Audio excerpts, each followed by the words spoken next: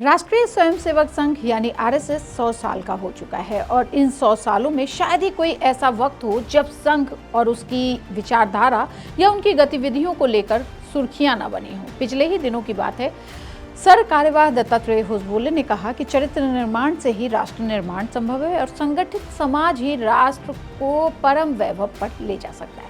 होसबोले ने यह भी कहा कि भारत की सांस्कृतिक जड़ें एक हैं। उपासना, पूजा पाठ पद्धति अलग हो सकती हैं, लेकिन हमारे पूर्वज और मूल एक ही हैं। यहाँ राष्ट्र की रक्षा ही धर्म की रक्षा है, क्योंकि धर्म केवल पूजा पाठ नहीं है बल्कि एक जीवन पद्धति है। उन्होंने कहा कि अगर मुस्लिम सूर्य नमस्कार करेंगे या फिर नदी की पूजा करेंगे तो हम मना थोड़ी ना कर देंगे।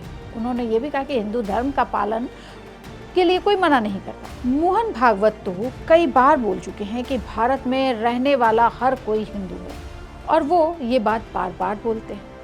27 सितंबर 1925 को महाराष्ट्र के नागपुर से शुरू होने वाली संघ की शाखा अब 91,710 के पार पहुंच चुकी है। 100 सालों में भारी विरोध के बाद भी लगातार बढ़ रही है। 2013 के मुकाबले 2024-25 में आरएसएस की शाखाएं दुगनी हो गई। और अगर बात करें तो आरएसएस की शाखाएं हर दिन दुगने के रफ्तार से बढ़ रही हैं। कोई भी अखिल भारतीय प्रतिनिधि सभा के आंकड़े की माने तो आरएसएस अब उन राज्यों और देशों में भी अपनी पैठ बना चुका है जहां संघ का जाना एक वक्त में सिर्फ कोरी कल्पना था। Nepal, America, Britain, Australia, Canada, middle east देशों में, अफ्रीका जैसे देश, Tanzania, Uganda, Europe, Finland, Germany, France सहित कुछ 40 देशों में आरएसएस फैल चुका है। भारत के बाहर सबसे ज्यादा शाखाएं नेपाल में लगती हैं, क्योंकि वहां हिंदू राष्ट्र की बात होती है। वहीं अमेरिका दूसरे नंबर पर आता है, जबकि फिनलैंड और मिडिल ईस्ट के देशों में शाखाएं ऑनलाइन लग रही हैं। हालांकि विदेशों में ये शाखाएं आरएसएस के नाम से नहीं बल्कि हिंदू स्वयंसेवक संघ के नाम से लगती हैं। 1925 में केशव बलिराम हेडगेवर ने 5 साथियों के साथ नागपुर में संघ की स्थापना की। इसकी स्थापना की कहानी बहुत रोचक है। 1923 में हिंदुओं के अधिकार की लड़ाई के लिए राष्ट्र स्वयंसेवक संघ की नींव रखी गई। नागपुर में मस्जिद के सामने से गणेश विसर्जन झांकी निकालने पर मुस्लिम समुदाय ने आपत्ति जताई तो जिलाधिकारी ने क्या किया, झांकी ही रोक लगा दी। सिर्फ इतना ही नहीं बल्कि मस्जिद के सामने से भजन मंडली के गुजरने पर भी रोक लगा दी गई थी। हिंदुओं ने भी उसी रास्ते से झांकी निकालने का फैसला किया, जिसके बाद दंगे भड़क गए। आरएसएस के संस्थापक केशव बलिराम हेडगेवर ने, जो उस समय कांग्रेस से जुड़े थे, उन्हें उम्मीद थी कि उनकी पार्टी हिंदुओं के लिए आवाज उठाएगी, लेकिन कांग्रेस ने ऐसा कुछ नहीं किया। यहीं से 34 साल के हेडगेवर ने हिंदुओं के लिए एक मजबूत संगठन शुरू करने का विचार बनाया। यहाँ से ये पूरी कहानी शुरू होती है, लेकिन पिछले 11 साल आरएसएस के लिए महत्वपूर्ण रहे। 2013 में जब केंद्र की सियासत बदलने लगी थी, संघ के समर्थन से बीजेपी ने नरेंद्र मोदी के नाम को प्रधानमंत्री के चेहरे के लिए आगे किया। 2014 में प्रचंड बहुमत के साथ नरेंद्र मोदी की सरकार बनी। तब से केंद्र में नरेंद्र मोदी के नेतृत्व वाली बीजेपी की सरकार है। मोदी सरकार में जहां बीजेपी का दबदबा बढ़ा, वहीं संघ का भी खूब विस्तार हुआ। अखिल भारतीय प्रतिनिधि सभा के मुताबिक 2013 में संघ की 42,981 शाखाएं लगाई जा रही थी। इस दौरान संघ की कुल 7,178 मंडली है। संघ 95,097 वोट होते हैं। संघ का पूरा कुनबा 28,788 जगहों तक ही सीमित था। संघ बंगाल, केरल जैसे राज्यों में काफी मजबूत स्थिति में नहीं था, वहीं अब सिनेरियो बदल चुका है। 2004 के बाद संघ के विस्तार पर असर पड़ा है। 1998 में आरएसएस की 30,000 शाखाएं चलती थी। अधिकांश शाखाएं मध्य भारत, महाराष्ट्र और उत्तर प्रदेश जैसे राज्यों से संचालित हो रही थी। उसी साल अटल बिहारी वाजपेयी के नेतृत्व में एनडीए की सरकार बनी। संघ के विस्तार में इसके बाद तेजी है। 2004 में संघ के अखिल भारतीय प्रतिनिधि सभा की बैठक में जो आंकड़े दिए गए, उसके मुताबिक संघ की 39,000 शाखाएं पूरे देश में लगाई जा रही थी। इन आंकड़ों को उस वक्त संघ प्रवक्ता राम माधव ने जारी किया था।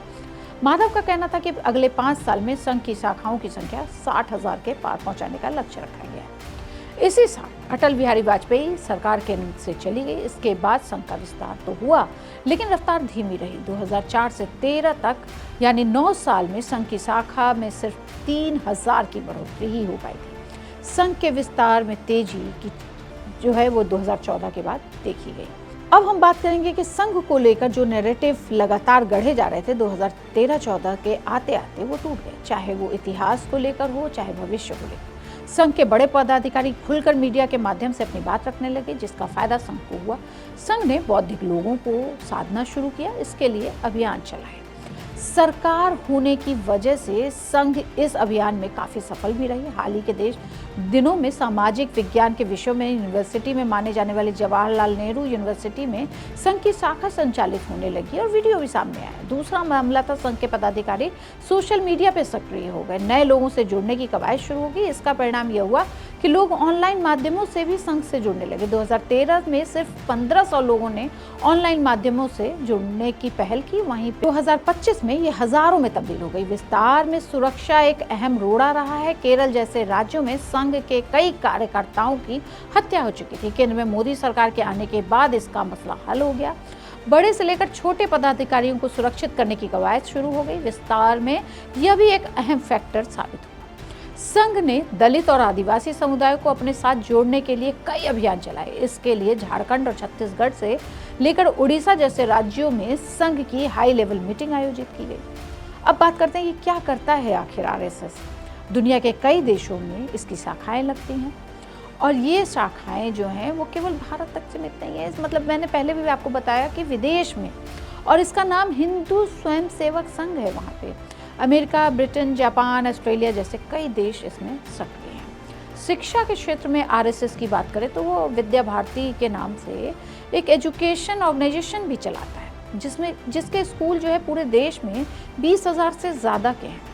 अच्छा, समाज सेवा में भी वो बहुत जुड़ा हुआ है। भूकंप हो, बाढ़ हो, कोई भी आपदा देश में आ जाए, उसमें स्वयं सेवक संघ के लोग आपको राहत कार्य में जुटे हुए मिल जाएंगे। ब्लड डोनेशन कैंप हो, एनवायरनमेंट के लिए कोई बात हो, ग्रामीण विकास की बात हो, इन सारी गतिविधियों में आरएसएस के लोग आपको दिख जाएंगे। आरएसएस कोई पॉलिटिकल पार्टी नहीं है, इनका कोई राजनीतिक संगठन भी नहीं है। इनकी विचारधारा से प्रेरित होकर भारतीय जनता पार्टी सहित कई दल आगे आए और इसकी कई शाखाएं बनती चली गई। बीजेपी, विश्व हिंदू परिषद, बजरंग दल, अखिल भारतीय विद्यार्थी परिषद, भारतीय मजदूर संघ आदि। पिछले 12 सालों में जिस तरह से संघ बीजेपी की जीत की कहानी लिख रहा है और हर कदम पर पार्टी के साथ कदम से कदम मिलाकर चल रहा है, वह दिन दूर नहीं जब उन राज्यों में जहां बीजेपी नहीं है वहां भी बंगा झंडा फहराए। इसका नज़ारा हम जल्दी ही बंगाल और तमिलनाडु में देखेंगे, क्योंकि जिस तरह से आरएसएस वहाँ पे गीता पाठ करा रही है, 2021 के बाद से लगातार वहाँ पे हर घर में हर वोटर के साथ संघ के लोग जुड़े हुए हैं।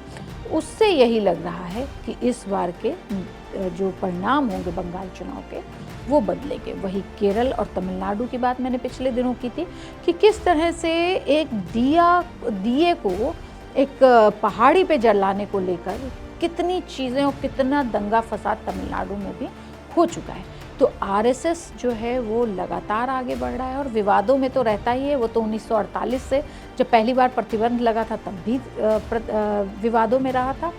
ऐसी ही और खबरों के लिए आप हमसे जुड़े रहिए और देखते रहिए द टाइमलाइन और India.com। आप क्या जानना चाहते हैं हमें ज़रूर बताएं।